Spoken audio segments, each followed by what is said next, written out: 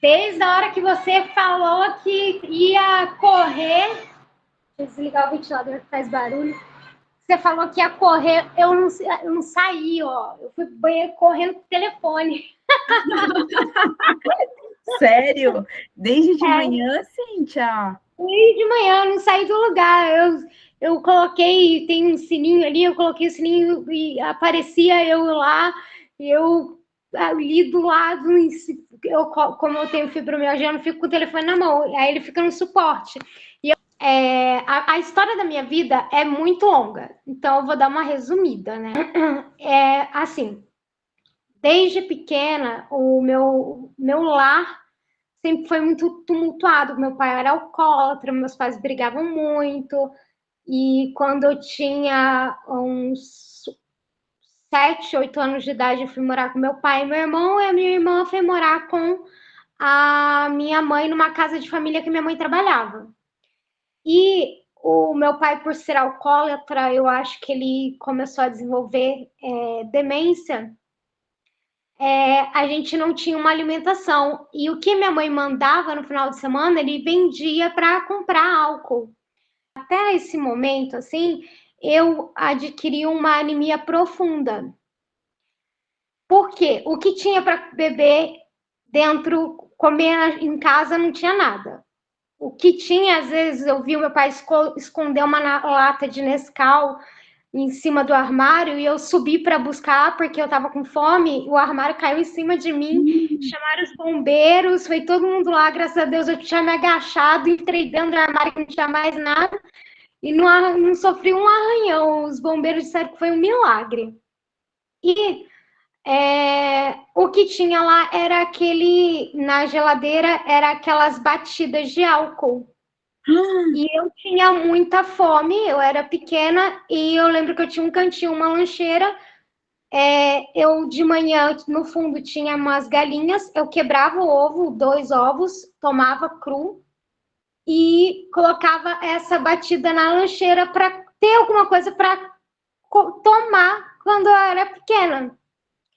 E aí, tá, essa minha professora, ele foi preso, nunca mais eu tive notícia dele. A última notícia dele foi quando eu tinha 24 anos, que a notícia foi que ele tinha falecido de falência múltipla dos órgãos. Por aí eu fui seguir na vida. Com 15 anos eu fazia freelance no shopping e eu ganhava mais do que a minha mãe. Caramba, você fazia freelancer do quê?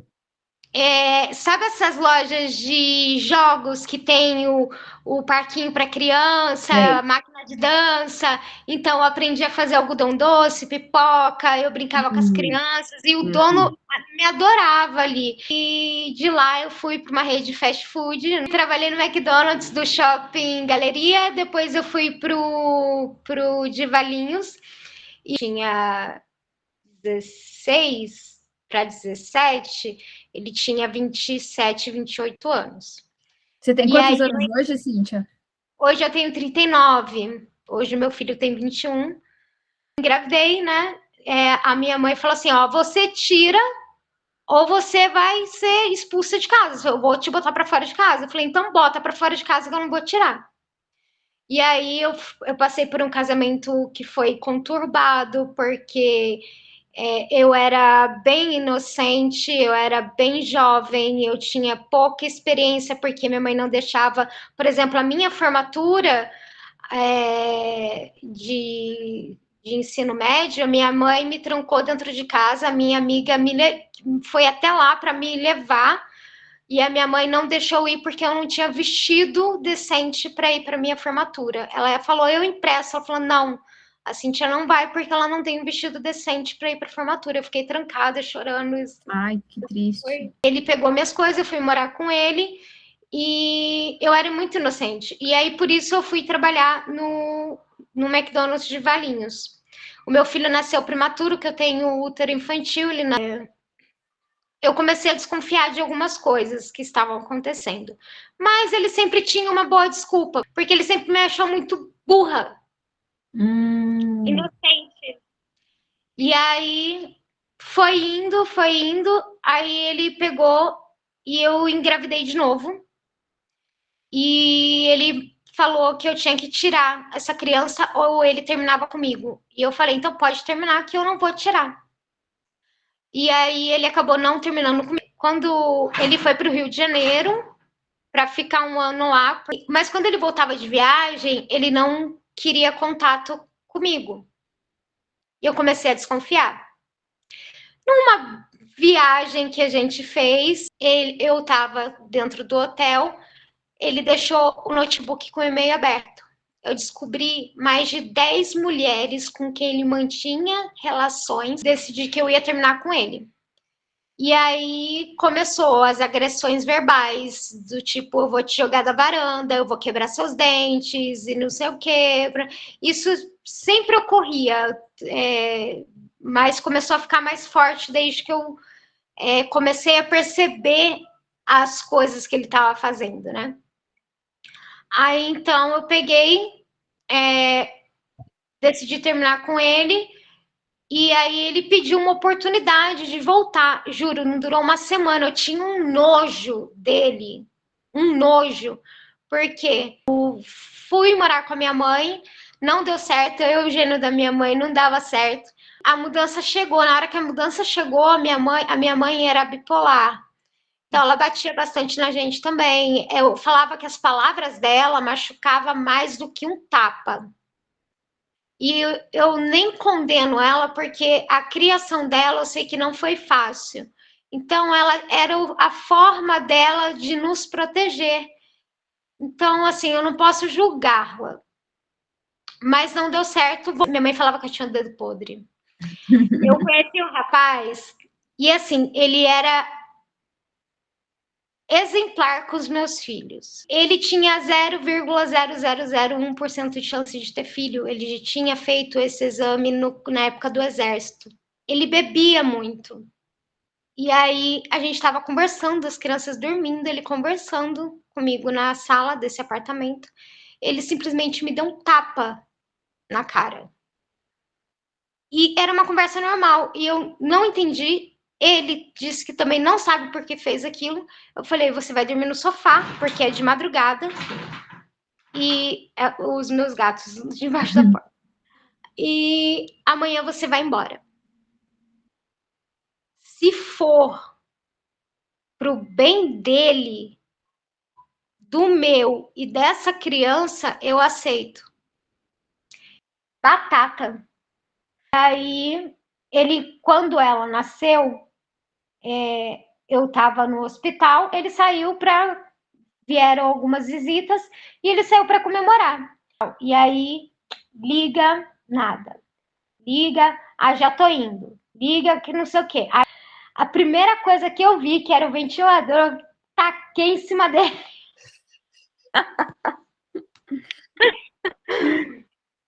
Olha, eu tive muitos problemas com ele com relação à bebida, muitos, porque ele começou a ficar agressivo com os meninos e já tinham me alertado que quando era só os meninos ia ser uma coisa e quando tivesse a filha dele ia ser diferente. E começou ele dizer que ameaçar, a xingar, ia dizer que quando você fizer 18 anos eu vou quebrar tua cara, que não sei o quê. Já deu para entender bem a sua vida, né? A questão de muitas questões, né? E aí eu queria saber um pouco assim sobre a fibromialgia. Eu queria saber, por exemplo, dos seus filhos hoje. Eu vi que você usa um anel que parece uma aliança de casado. Eu queria saber como é que está a sua vida hoje, se você consegue trabalhar. A minha aliança está escrito Jesus. O meu atual namorado está preso porque não pagou a pensão para a mulher. Ele não tem filho com ela, mas ele não pagou a pensão que ela tinha direito e ele está preso. Caramba, o seu atual companheiro? Exatamente. Caramba. Meu antigo companheiro, eu fiquei 1 ano e meio em cárcere privado, apanhando e sofrendo por 1 ano e meio até eu conseguir, porque eu tentei várias fugas que não deram certo. Já consegui um dia fugir, pedir carona para o ônibus e o motorista não me dá carona para eu ir embora dali.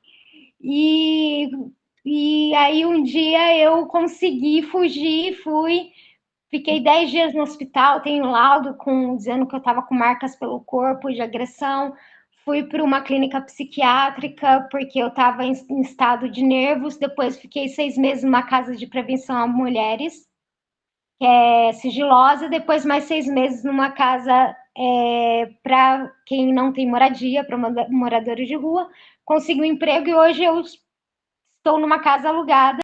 De repente começou a crise de ansiedade, porque eu comecei a ficar com medo de encontrar o meu ex-marido, pedi para trocar de horário, eu comprei um taser, eu tinha crise de pânico, e aí... Você comprou o quê, Cíntia?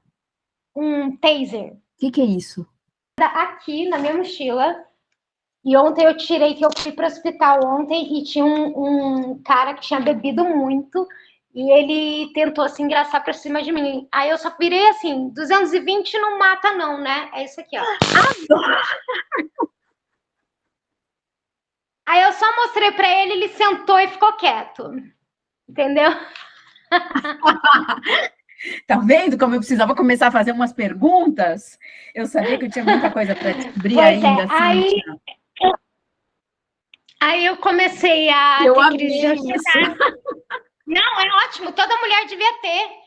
Toda mulher devia ter. E você tem que, de tempos em tempos, conferir se está errado. Estava me contando da fibromialgia na loja que você trabalhava. Isso. Aí eu comecei a sentir muitas dores no corpo e começou a vir a insônia. E eu, tipo, teve uma vez que eu fiquei 3 dias sem dormir. Eu chegava e falava, gente, eu tô há 3 dias sem dormir. E eu falei, gente, não é normal, eu tô sentindo um choque na nuca.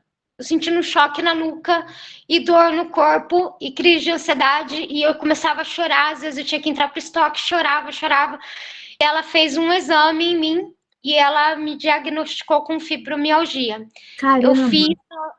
Eu fiz a medicação lá, ela aliviou 90% da dor. É como você sair do inferno e ir para o céu, um instante, assim. Que coisa, sabe? Que bom, Cíntia. E aí, agora eu estou fazendo tratamento com um psiquiatra, fui indicada já para vaga para reumatologista, e, assim, é uma luta.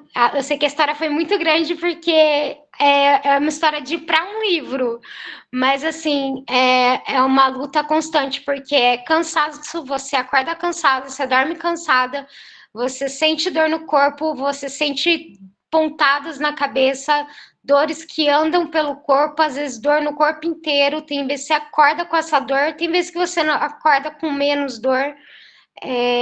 Além disso, causa depressão e ansiedade, e aí você, por causa da depressão, você acaba não comendo, e hoje eu tô pesando 47 quilos. Ai, meu Deus do céu, Cíntia, você tá numa fase bem difícil da sua vida, né? Ou você acha que diante das outras fases, essa já não é a pior, assim? Eu acho que a pior fase foi quando eu fiquei em cárcere privado. Ele me batia, eu orava, quanto mais eu orava, mais ele me batia. E ele me fazia fazer ligações dizendo que estava tudo bem, ou atender ligações do meu lado dizendo que estava tudo bem, que assim que desse eu retornaria. E ia trabalhar, eu tinha que ir junto com ele, tanto que ele trabalha com máquina de lavar, eu aprendi muita coisa, porque eu tinha que estar sempre do lado dele, eu não podia olhar para o lado, eu não podia falar com ninguém. Se eu falasse alguma coisa, ele já me puxava e me perguntava, o que foi que você falou? Então, assim, foi 1 ano e meio de estar num local que as pessoas usavam, ele me dá um soco no estômago porque eu não fui pegar ele pediu para eu pedir um cigarro e eu não quis pedir, que eu estava com vergonha. Ele me dá um soco no estômago e ninguém fazer nada. Então eu tinha já sem esperança nenhuma de que alguém ia me socorrer e tinha medo de pedir ajuda e alguém falar para ele que eu pedi ajuda e isso ocasionar alguma coisa pior. Então, assim, a pior parte da minha vida, eu acredito que foi essa. Ô, Cíntia, ele foi preso? Não foi preso porque eu tava. Quando eu fui para ala psiquiátrica, eu fui dopada, eu tomava muito remédio. De lá eu fui encaminhada para o CAPS. Na Casa de Proteção a Mulheres, eu ia constantemente para o CAPS e tomava os remédios. Tentei suicídio várias vezes, né?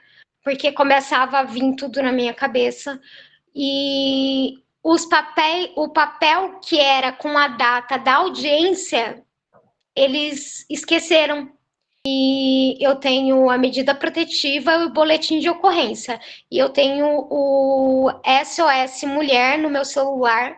Caso ele apareça, eu aciono e a polícia rastreia pelo meu celular e a viatura mais próxima chega para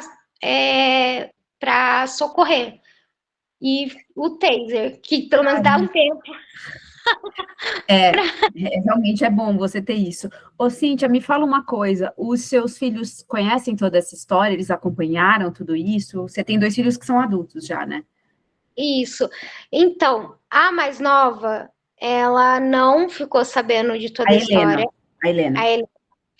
O meu do meio, ele entendeu que eu abandonei ele e até hoje ele não fala comigo. Ele fala que a última vez que eu falei com ele, ele falou que ele não me considera como mãe, mesmo tendo criado ele até aquele momento. Eu criei sozinha até aquele momento. E o único que tá comigo do meu lado, porque deve é o Kaique. A Helena mora hoje em Saquarema, no Rio de Janeiro. Eu peguei o valor que pagam quando você é demitido. Eu peguei esse valor para pagar umas dívidas, mas eu priorizei comprar as passagens. Eu não posso viajar de ônibus porque eu não consigo. Eu fui tentar ir para o cinema, sair de cadeira de rodas. Eu não consigo ficar no ônibus e são 8 horas de viagem. Aí eu paguei para minha irmã ir lá buscar ela, paguei para as duas virem, paguei para minha irmã e para elas voltarem para o Rio de Janeiro. Ela ficou quase um mês aqui e paguei para minha irmã voltar.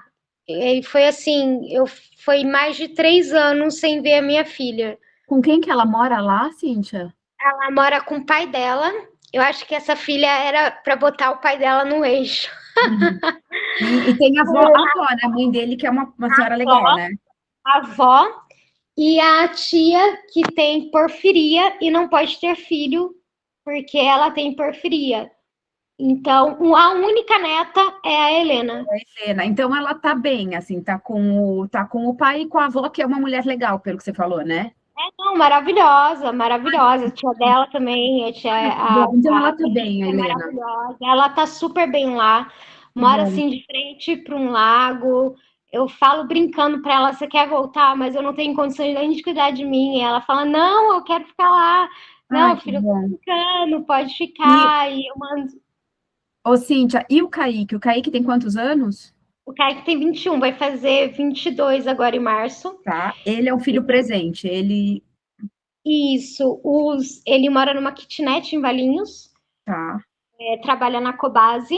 E o Kaique conhece toda essa história e lida bem com ela.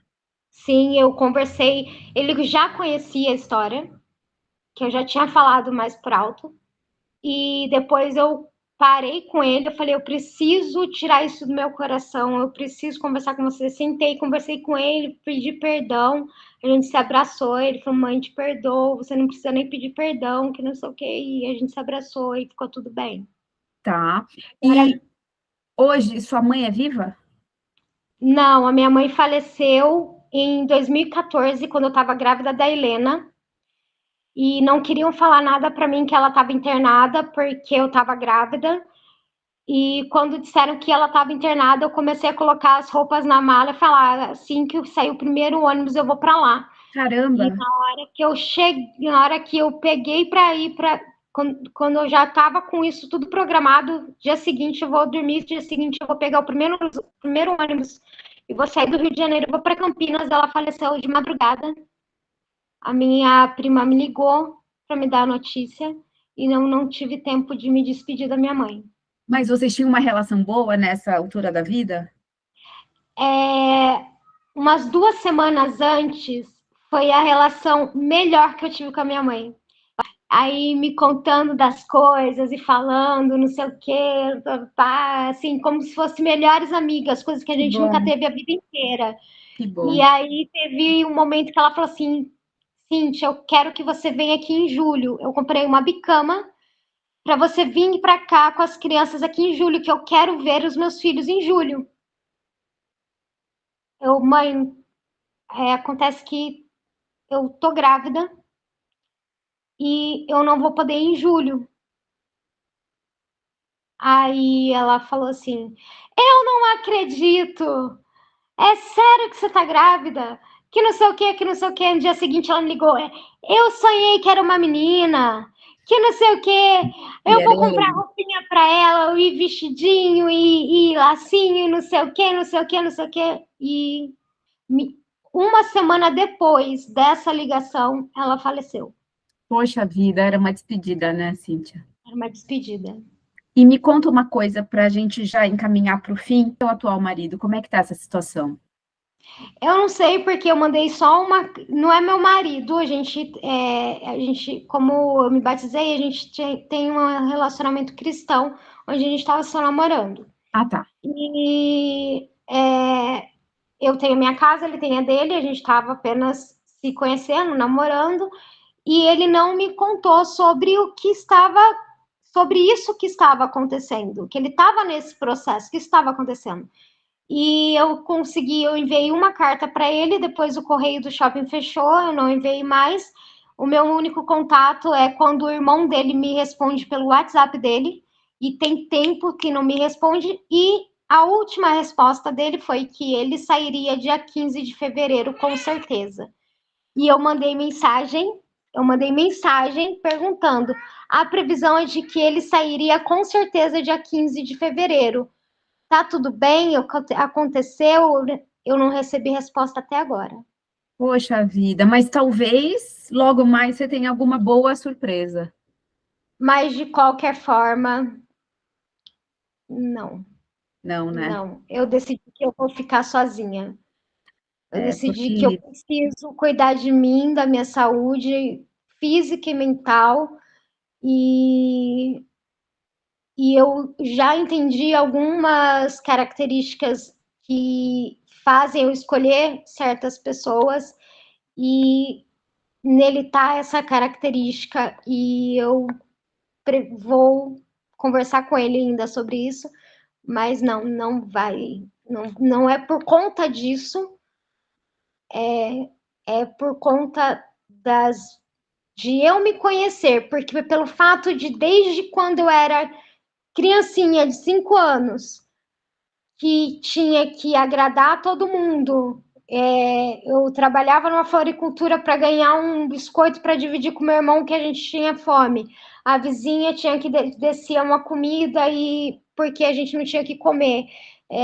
Você tem que ser simpática, você não pode dizer não, você não pode ser, tem que fazer tudo à vontade dos outros, e por tudo que eu passei, não deixou eu formar a minha personalidade, fez com que eu fosse o que os outros quisessem que eu fosse. Então hoje eu tenho que entender e descobrir quem eu sou, para depois bom, eu ver, Cíntia. Nossa, para mas que depois ver. coisa boa. É, Que bom você chegar a essa conclusão sozinha, né? Depois, mesmo que tenha sido consequência de tudo que você passou, não interessa, você ainda é jovem. Que bom você concluir isso, né, Cíntia? Isso é muito bom, uma evolução, né? uma grande evolução. A minha mãe falou que eu batia muita cabeça na parede para aprender alguma coisa. Foi 40, quase Aprendeu. 40. Olha, eu tô arrepiada. Eu tô arrepiada aqui, sério. Aprendeu, Cíntia, aprendeu. Eu vou torcer muito por você, viu? Pela sua saúde, pela sua relação com seus filhos, por você, pela sua história, para que agora, a partir de agora, as coisas comecem, né, a ser mais fáceis para você, né? Assim, eu fiz o curso de psicólogo, de psicanalista, e eu comecei a focar com atendimento a mulheres, e hoje eu vou buscar trabalhar com mulheres que sofreram abuso, primeiro preciso me entender, descobrir o porquê que eu agi dessa forma e qual é a solução.